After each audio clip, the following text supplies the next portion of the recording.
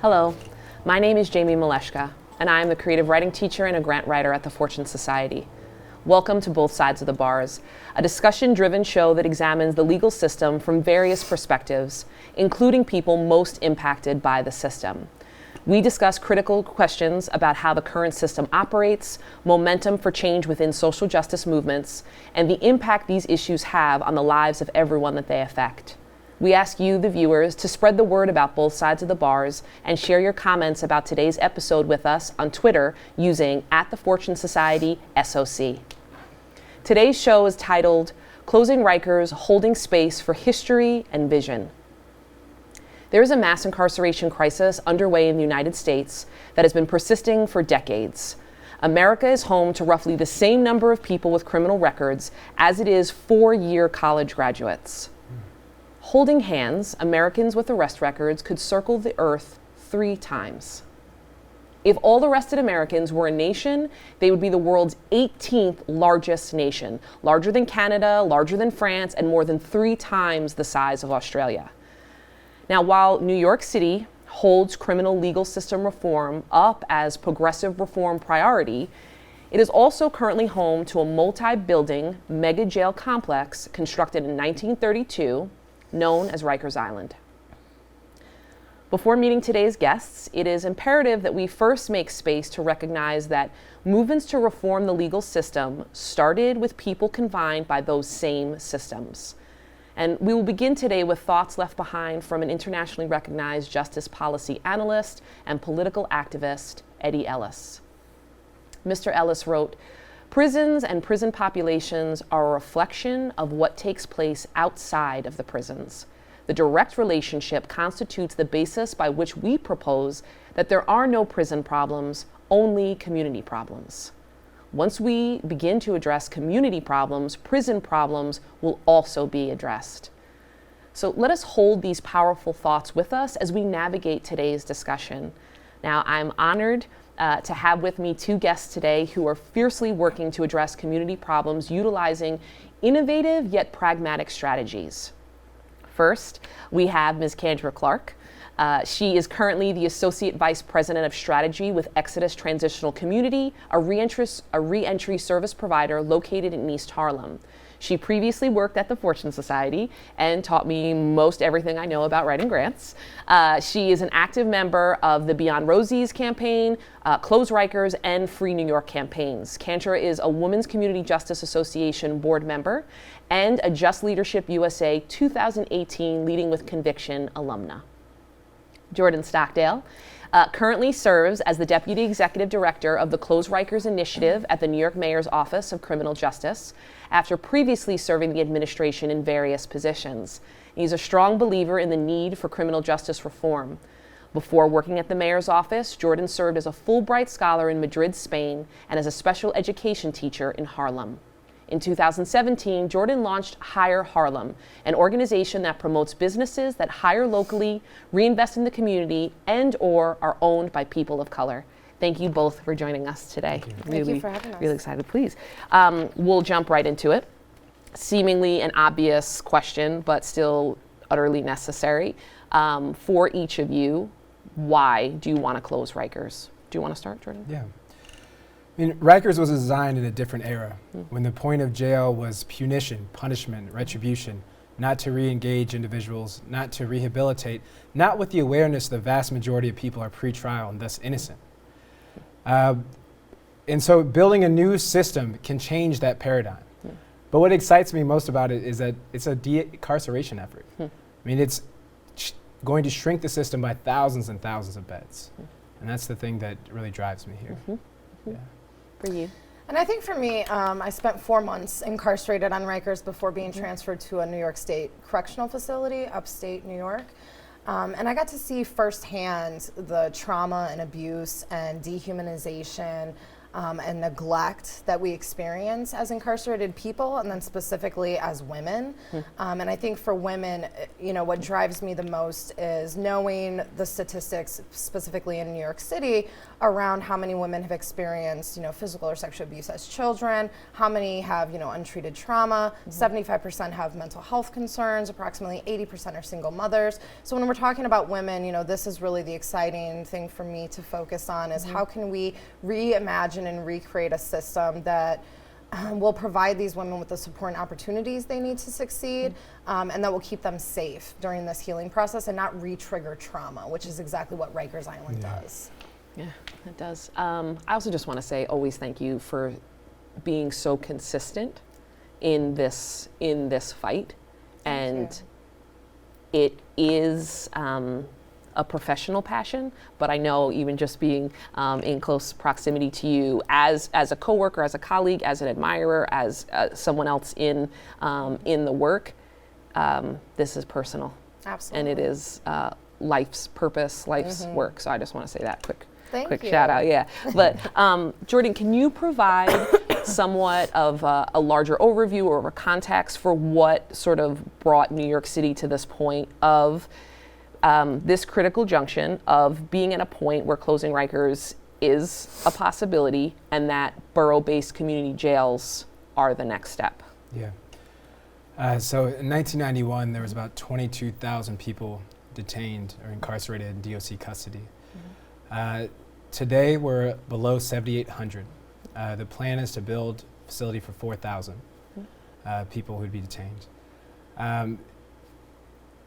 The impetus for Close Rikers was really heard in the streets from community-based organizations demanding that Rikers Island be closed.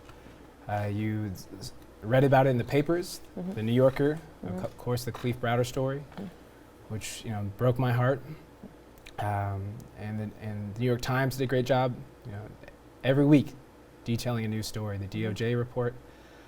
And the city ultimately decided that this is the right path, that there's a feasible alternative, and that we need to do this. Totally heard. Yeah. Chiming in, how do you feel about this next step for these community-based jails? I think it's really interesting the time that we're in right now. I think as advocates, we've pushed so hard, and I think at the end of the day, we want to really reimagine the entire system. I think it's a goal to get down to a zero incarceration number, right, where no one is in cages. I think we have a lot of work to do to get to that point, and a lot of discussion around accountability and what those systems look like. And I think the way that the advocates have been pushing, and it's not just advocating and testifying, but it's also being at the tables with the city government officials and the leaders in order to create legislative change, in order to create procedural change, in order to redefine what a win means in the judicial system. I mean, we have a lot of work that we still need to do, but by allowing us the space to be in these, on these platforms, we can really augment change. Yeah. And then how have those with lived experience, how have they influenced and really had helping and providing solutions throughout this entire process? Absolutely. Who were those thought leaders? Well, and speaking of Eddie Ellis, he was one of the first ones to say those closest to the problem or closest to the solution. And Glenn E. Martin formed Just Leadership USA, I want to say 2014, 2015. And it was really on that same type of motto, on that same message. And now it was, how do we build those leaders? Now, how do we create them to actually get them to that space so their voices can be heard and they really can be making change? So, with Just Leadership, we do leadership training programs. It's one of the programs that I completed. And it really helps us talk about our trauma, form our stories, create a powerful voice for us to go and testify at these arenas. And it's unfortunate that a lot of it falls back on trauma. So a lot of it is stuff as advocates. If we've experienced prolonged trauma, then we have to work through. It's not easy telling our stories. It's not easy getting up and testifying day after day. It actually re-triggered me for a long time. I used to have nightmares when I would come home after, for the whole first 2 years that I started public speaking. So then it's creating that support network around us to really help us move through that. And with Just Leadership, what they're also doing is creating national campaigns. It's a national organization. So we're working with, the people in LA on their Justice LA campaign. We're working on Close the Creek campaign. So in Philadelphia, they're closing down the detention center there also. And what Just Leadership's role is to really go in, find the people who are on the ground already doing this work in these communities in these other states, and providing them with the technical assistance and support. How can we help build up the rest of your campaign leaders and directly impacted people to really have that change? And what I've also seen a really big shift in is people who are directly impacted, their voices being leaders at like the Lippman Commission or different task force with the mayor's office, with the legislative council, meeting with the city councils. They're really coming to us for different advice and working collaboratively to create some solutions and then pilot them and implement them. Yeah. Again, those closest to the problem are closest to the solution and furthest away from the resources.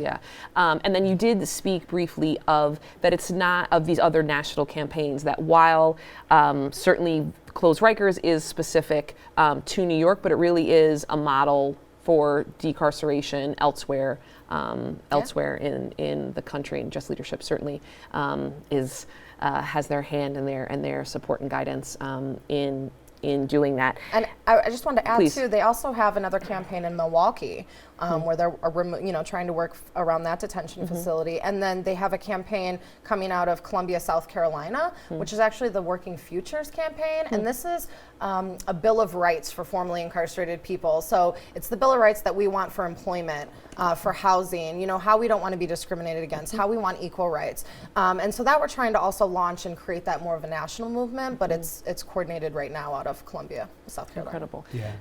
I just wanted to build a little bit off your other question. We asked how are formerly incarcerated people or people that have lived experience impacting the plan. And it was devised in concert with the Justice Implementation Task Force, which has people who are formerly incarcerated. Recently, we actually changed the plan based on hearing feedback from formerly incarcerated women and incarcerated women on Rosie's. So originally, we planned to have decentralized women's housing in the 4 facilities.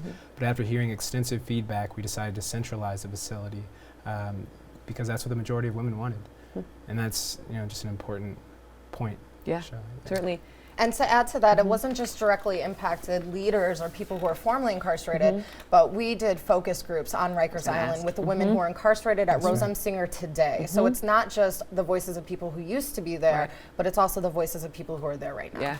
But again, laying the sort of groundwork for collective leadership for any individual that is still in the midst of it. Kandra, do you have concerns that these community-based facilities will happen, and that Rikers, the possibility that it could still remain open? Personally, no. I don't have concerns with that. I think the rhetoric around if we build it, they will fill it is false. It doesn't have any merit because right now there's approximately 7,000 open beds in New York City between Rikers Island and the rest of the detention facilities. So if the administration was really about incarcerating people, then those 7,000 beds wouldn't be empty right now. They have a great opportunity to, increase incarceration as opposed to decreasing it. So I think that's, our number one point that we're really, and we're not going anywhere, right? So there's advocates on the ground. Over 150 partner organizations are dedicated to, closing Rikers. And we're going to keep pushing. We're going to keep pushing the mayor's office. And one thing that we're pushing now as advocates is to demolish the buildings on Rikers as they get closed down. And that's something that we're still going to keep pushing for and fighting for. But I feel very strong with this administration that we can get this done now. Totally heard, Yeah. Please add to that. Yeah, just a few points. So in this administration, we will sign the design build contracts if this is approved through the ULIP process, which creates a fiscal and legal mechanism to continue this process. But it's also important to note that we closed GMDC, an 1,800 bed facility last year, and now it is a staff wellness center. So that is more beds offline. It's not totally demolished as some of the advocates are requesting. I think there's advocates do want that, but it has been transformed into something different. So and that's, can I ask what is, it's obviously for correction staff, they're using it in what sort of ways? Because I mean, we also, again, we're coming from a very specific point of view. But again, it's also, when we talk about Rikers Island, we talk about the harm that's generated on the island. Yeah. Corrections officers are included in that too. So I'm actually curious to sort of drill down into that. And Kandra always says this, I think 1 in 5 COs suffer from post-traumatic stress disorder. So the Staff Wellness Center is really a place for staff to be able to express their feelings. There's like places for like yoga and mindfulness and kind of other forms of self-care that we think are really important. So, and then, can you actually speak to any of the programming that goes on? I teach. I'm lucky enough to teach a class, a creative writing class. So we're saying that there's these kinds of offerings for staff. We can also highlight some of the folks that are doing the work and bringing light now for folks that are still there. Any thoughts on programming that's offered for detainees? In terms of what should be offered or what is offered? Well, I guess that's at your discretion. But even now, like what are programs that the mayor's office is certainly behind, but that are actually being offered in real time? Yeah. So last year we announced that every person who's detained will be offered 5 hours of programming a day. I think that is an important milestone to ensure that people do have access to services. We recently increased full-day educational programming to 22 to 24-year-olds. Before it was just offered to 18 to 21-year-olds. We offer like OSHA training and other license training that can help people obtain jobs upon release. So those are just some of the programs. There are some mindfulness, meditation, and yoga training. I think we're looking at potentially expanding those. So those are just some of the offerings. The sampling. But I think what's important is in the new facilities, we imagine much smaller housing units and ample space for programming in the housing unit. Okay. And that's really important. One, because it allows for more tailored programming. And two, if an incident does occur, currently in the system they have to shut down entire facilities, which means people can't go to programming. Right. In the new design, if an incident were to occur, which would be much less likely because of the smaller housing units, better lines of sight, newer facility that can't be weaponized, you would only have to address one housing unit as opposed to close down an entire area, which means that people will have more programming, which is really important. Yeah, certainly.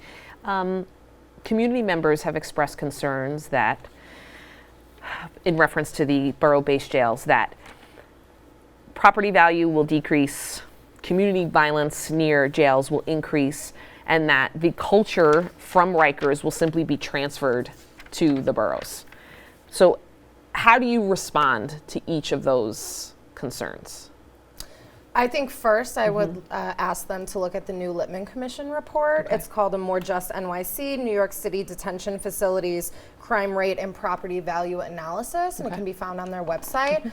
And in line with national statistics, in New York City, this analysis shows that there was no observable impact on property values or on crime rates. In fact, for 3 out of the 4 sites, the property values near the detention facility actually exceeded the larger neighborhood. So there was actually more of a property value in those neighborhoods, which you would almost think was going to be the opposite, right? Yeah. But this is what the study shows. Sure. And then I think, what was the other thing? Oh, around culture, right? Yeah. So, and I think culture, this is the conversation that we're having now.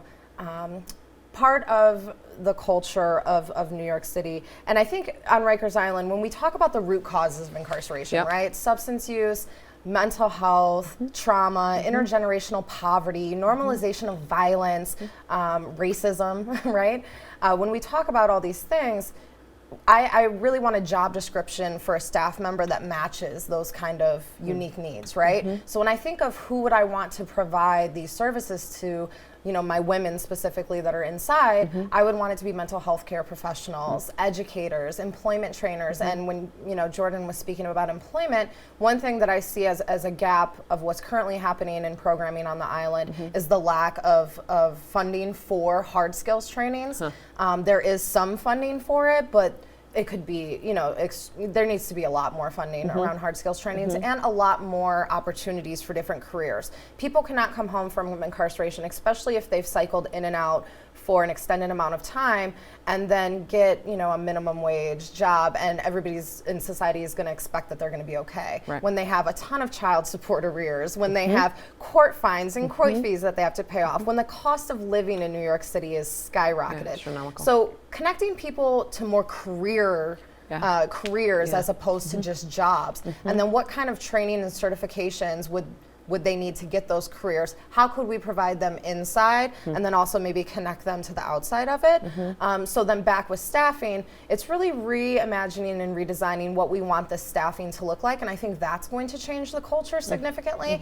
And again, when we're talking about specifically New York City, the Department of Correction officers, half of them come from communities that the majority of the people who are incarcerated come from, right? Impoverished communities, lack of opportunities. So we don't want to, regardless regardless of what happens around staffing, this is a 2/3 decarceration effort, and so there's going to be a significant reduction in the number of officers once we get to community-based jails. That's just realistic, right?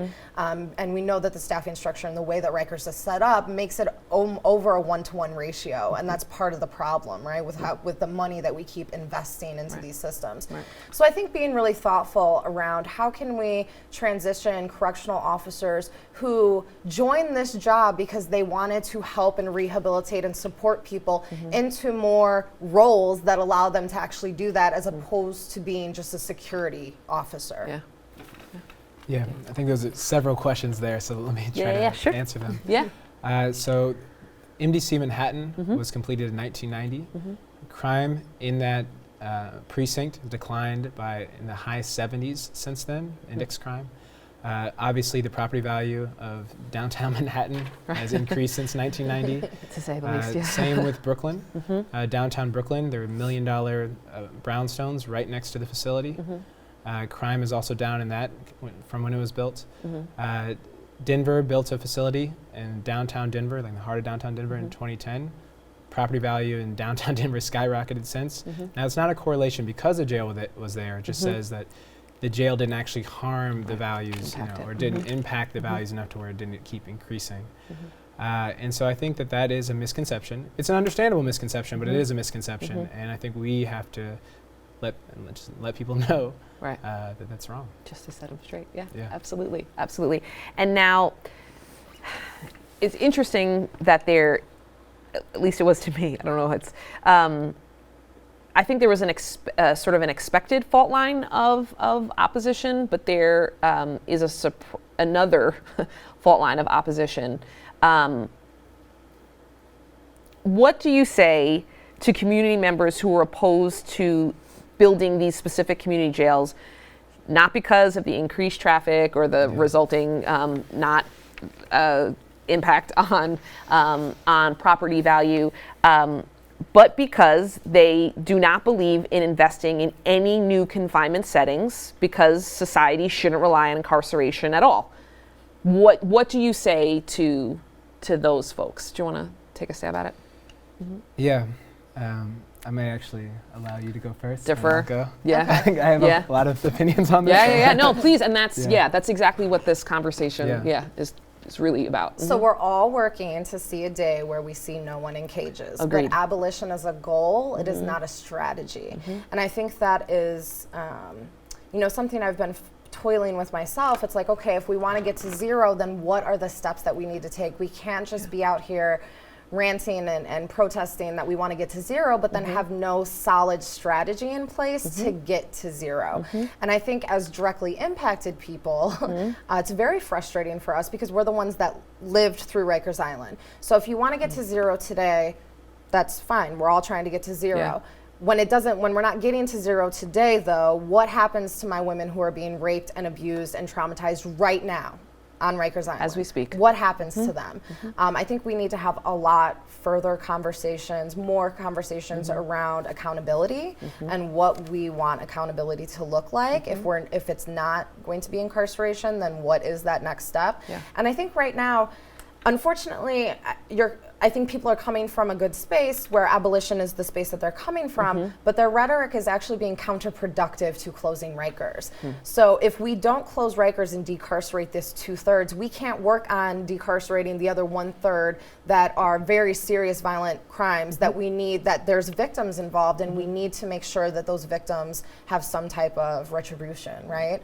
So I think coming up with those kind of conversations and those kind of questions and really working through them, we need to do this collectively, but we also need to realize that if you weren't a person that was on Rikers Island, then you can't understand why it's so imperative that we get you off right now. Right. Yeah. This is a massive decarceration effort. Something like 2/3, of the bed capacity would be demolished in this process. It's probably one of the largest ever, completed in U.S. history from a city standpoint. If the rest of the country were to engage in something like this, we would take a massive bite out of mass incarceration. That's why I'm just so passionate about it, right? And that's why a lot of people are so passionate about it, right? And I think there are well-intentioned people that are pushing back against this, and they genuinely believe this is the wrong thing. Right. But we're not in a society right now that could actually have 0 people detained or incarcerated. Right. That just does. And so we have a responsibility to operate within the realm of possibility while believing in a future, right, that's even better. Yeah. But to forego on closing Rikers, which tremendous things had to happen for this to even be possible, right, I think is a mistake. Yeah. And let me remind you, just 2 weeks ago, a man died from dehydration on Rikers. That was just 2 weeks ago. Yeah. So this is still happening right now today, and they need to be moved off the island immediately. Yeah, absolutely. And it's also, I think, holding, it sounds like what you are deeply involved in is also long-term strategy. Exactly. This is, and the whole point is to get everybody home. You know what I mean? And, but again, in the process of not leaving anyone behind. Yeah, we're not willing to leave anyone behind on Rikers. And again, no one wants to partake in harm reduction in that kind of way. Like, we want everyone to come home, but if this is the means of doing that, then we're here. All right, so we have officially run out of time. Thank you. Thank you for taking the time. Thank you. This has been extremely enlightening. It's a privilege to be a part of this discussion. So let us close today staying grounded in the concept that to improve is to change, but to be perfect is to change often. So to our national audience, and especially the people who are watching from behind the walls, we are with you, we salute you, thank you. I hope this inspires the larger audience to research efforts aimed at improving conditions of confinement while ending mass incarceration in your community. If you're interested in finding out more about the Fortune Society and the work that we're doing, please visit our website at fortunesociety.org or on Facebook by typing in the Fortune Society. This is Jamie Maleszka, and I appreciate you joining us as we critically look at both sides of the bars.